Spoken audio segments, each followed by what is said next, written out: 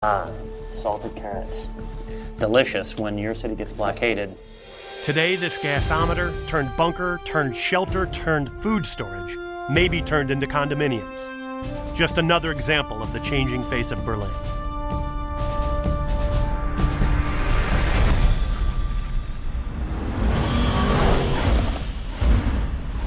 Up next. So this is the handiwork of the French, right?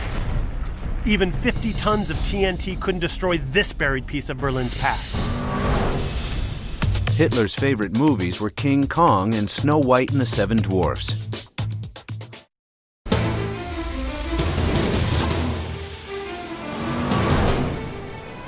Next stop, Humboldt-Hain Park in East Berlin. Its hilly landscape is a favorite for joggers and tourists who climb to the top to check out the panoramic views.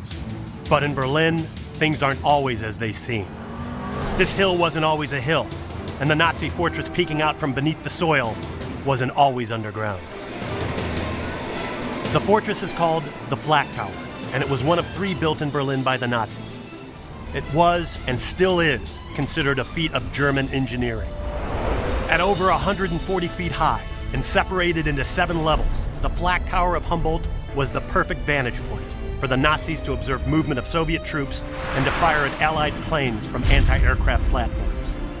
Built from reinforced concrete, the Flak Tower has 12-foot thick foundations, 8.5-foot thick outside walls, and 5-foot thick interior walls. The roof was 12.5 feet thick. German architects had succeeded in building a bomb-proof building. At the end of the war, Soviet troops had surrounded the Flak Tower and were firing directly at it for 3 days straight. But nothing could bring it down. 3 years after the war ended, the Flak Tower and everything reminiscent of Hitler's military might was ordered to be destroyed. But this was no easy task. Allied French troops tried 3 times with over 50 tons of TNT and only succeeded in crumbling the southeast side. The north side still remains intact, albeit buried beneath the rubble of old Berlin. So I've noticed there aren't many hills or mountains in Berlin. There were not many. After the war, we had some more. There were more after the war, right? Okay, you have to explain that. That's a loaded answer there. They are artificial, like this one. This is an artificial mountain? Oh, yes. From the rubble of the war? Yes. Berlin's landscape is relatively flat, but look at a topographical map and it appears otherwise.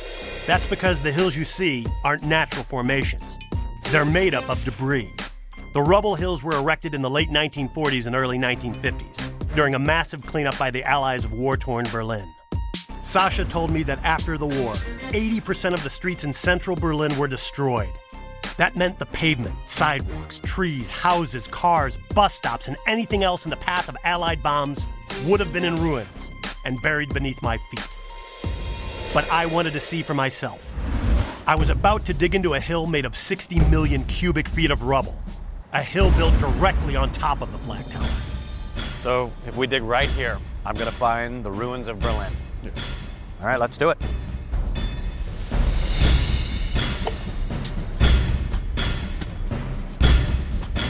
Definitely hit something kind of hard here, right?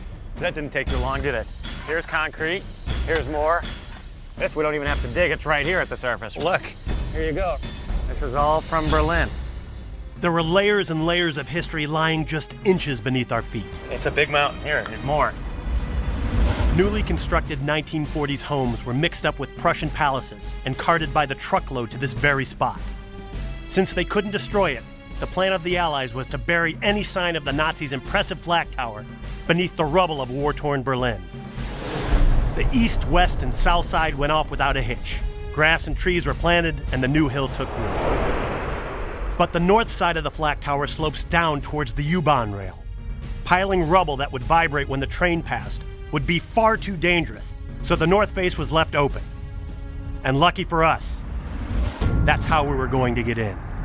Sasha and I met up with Reinhard Janik, This is our expert for today. a Flak Tower author and expert. Eric. Rainer, guten Tag. Thank you very much for meeting with us. Sasha offered to translate as Reinhard led me through the 7-layered fortress.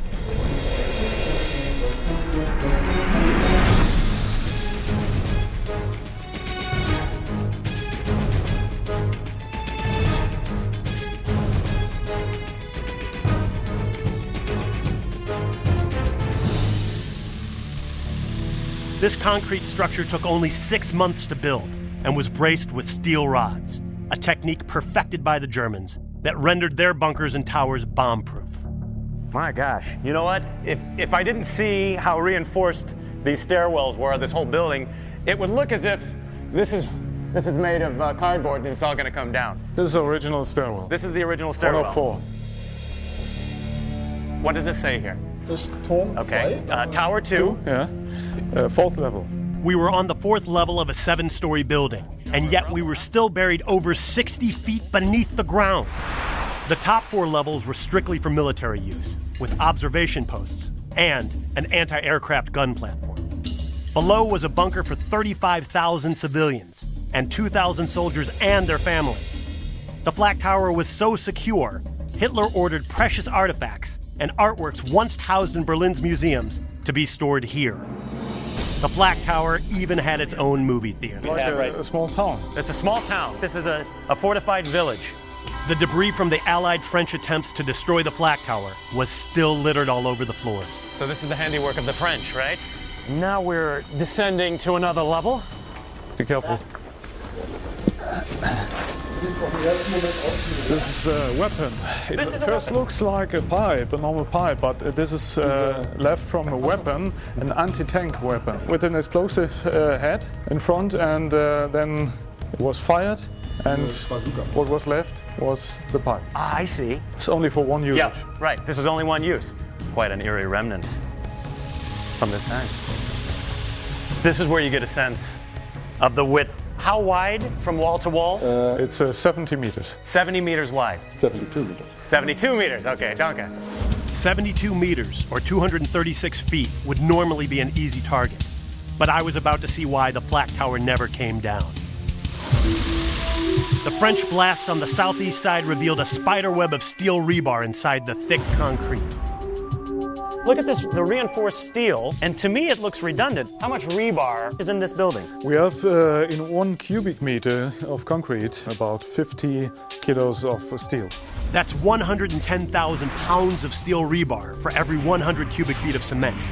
Normal concrete construction today uses approximately 3,300 pounds of steel. So contemporary buildings will have maybe a third to a quarter of that in a typical building, right? You're right. Yeah.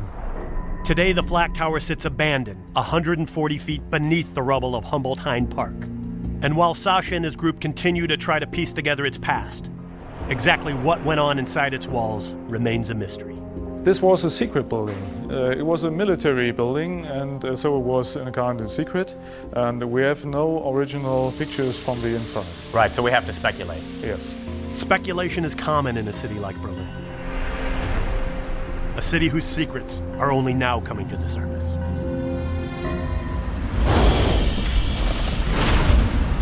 Up next, the beginnings of Berlin's underworld. I mean, this is an immense structure. Oh my God! This one is even bigger. The very first bomb dropped by the Allies on Berlin during World War II killed an elephant in the Berlin Zoo.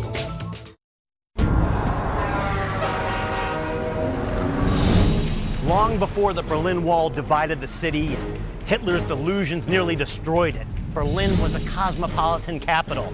It was known for its liberal subcultures, its good music, and of course, its beer. Today, the beer garden is synonymous with life in Berlin. There's no shortage of them scattered throughout the city. But here, beer is much more than just a cold drink. This concoction of water, malted barley, hops, and yeast is a deep-seated tradition in Germany's history.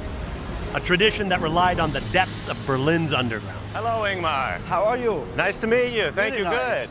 I was expecting you to greet me with beer. Oh, maybe we have one other beer afterwards. Excellent. Ingmar Arnold, an underground specialist and beer connoisseur, was showing me the remains of the Betzel family brewery, located in today's East Berlin.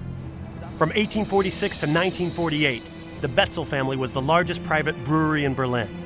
At their height, they produced 120,000 liters of beer and had a subterranean storage capacity of over 40,000 liters at a time. That's over 110,000 bottles of beer brewing underground. Germans are renowned for their beer making. What do they do better than the rest of the world? This is a purity law. Just the main basic elements of beer, hop and grain and water, nothing else. He makes the best beer in the world. This is a secret. The brewers of Berlin wanted to separate their beer brewing techniques from the ones of their Bavarian neighbors to the south. Instead of the age-old ale, they would brew lager. And they needed the cold, damp spaces of the underground to do it.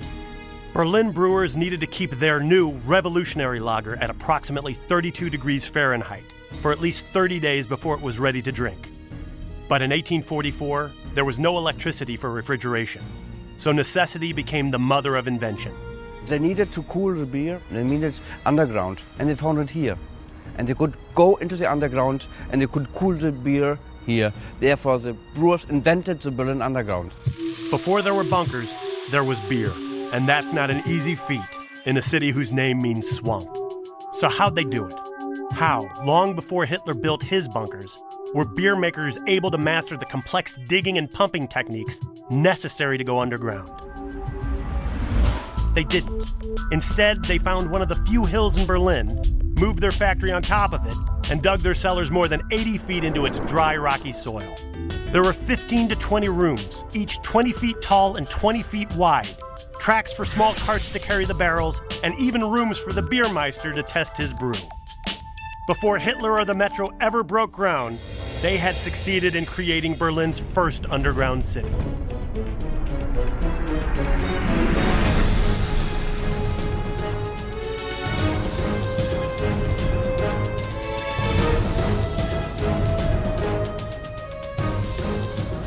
Welcome to the underworld of Berlin.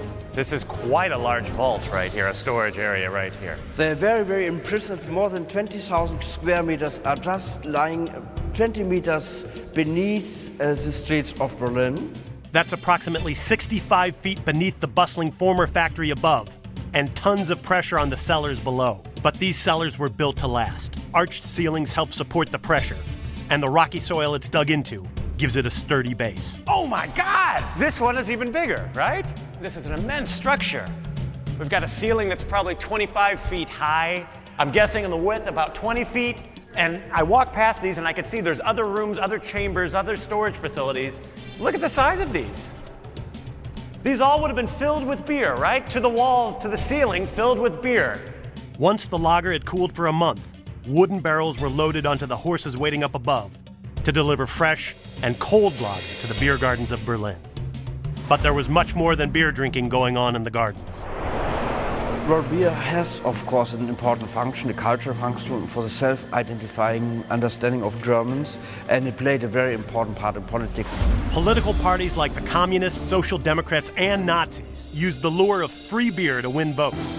And what better platform than at a beer garden, where 200 to 300 citizens gathered each day to have a drink. Hitler even gave his first speech in Munich in a beer garden in 1923. And his architect, Albert Speer, was first introduced to Hitler after a beer garden performance in 1930. Beer halls had given Hitler his rise to fame. Now they'd provide him with the protection he needed to wage war on the world. These same rooms that once stored Betzel's famous beer were turned into a war-making factory in 1939. They made radar equipment and for the mass communications among the army, because this production was so important. They just took this production site into the underground that it wouldn't be destroyed by the planes. And how come Betzel was wiped out after the war? Because after the war, this part became a part of East Berlin, and the Communist Party didn't allow private enterprises like the Betzel Brewery. It also didn't help that Betzel won the gold medal for beer production during the Nazi regime. This stigma tarnished the legacy of Betzel beer, just as it tarnished the once bright future of Berlin. A madman, a soil full of secrets. In less than 100 years, Berlin went from a swampy Prussian province to the battleground of the 20th century. And its underground all innocently started with beer. Today, a group of modern-day Berliners are adding their own layer to the underground by daring to dig up the secrets of the past. As eyewitnesses die and new construction covers up clues, their job gets harder and harder. We see the streets and the whole city with other eyes. Others are looking for the clouds and we look for the ground. But the search has only just begun. We have worked for generations. There are so many secrets, our work will be never done. In less than 10 years, the Berlin Underworlds Association has just barely scratched the surface. 10 years from now, there's no telling what they will have found.